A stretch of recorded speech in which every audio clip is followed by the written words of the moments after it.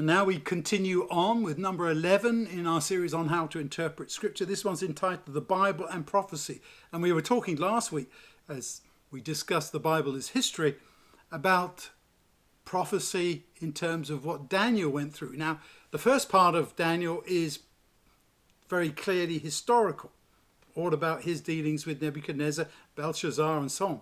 The rest of the book is all about prophecy, about what is going to come.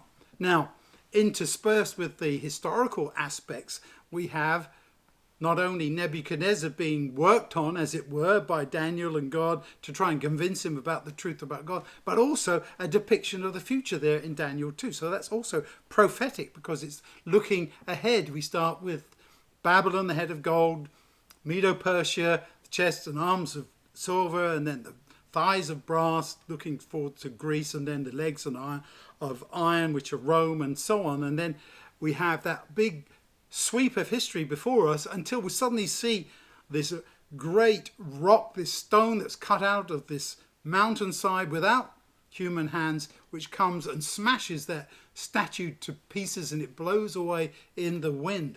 And that is clearly an intervention by God at the end, saying, okay, it's enough. We've had all these kingdoms, all these empires, all the works of human beings, and now I'm coming back to take full control. And this is the end. And that's really what prophecy is all about. It's God explaining his plan for the future. It's not just to give us information that might be pleasant or interesting or satisfy our curiosity. No, it's to tell us that God has things under his control. He hasn't given up. He is very much there, and this is what is going to happen.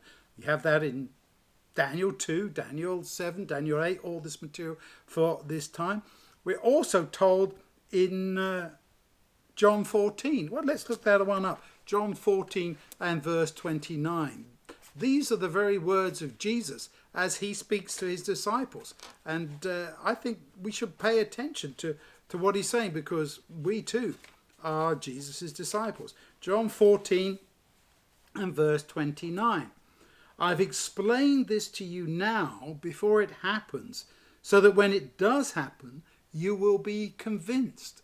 In other words, this is what prophecy is for. It's to convince us of the truth. And also, I want to add to that the fact that Jesus was concerned for his disciples, and he didn't want them to be so crushed and disappointed that they would give up, because he knew what they would be going through. And so he's telling them all these things that are going to happen there in John 14, and of course all the rest of the prophetic aspects in Matthew 24, Luke 17, Luke 21, and so on. So what he's really saying is, I'm telling you all this so you'll know when it happens, that you'll be convinced, you'll know I've been telling you the truth, and also that all of that I've said will come true, because that's the other aspect of prophecy. That's why we turn to Daniel.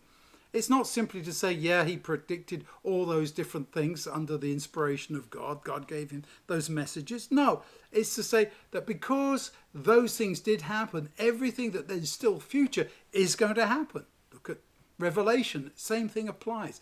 God is trustworthy, and what he says is going to come to pass.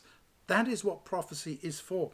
It's the fulfilled prophecy that convinces us about Scripture, and that anything that's still future is going to come true.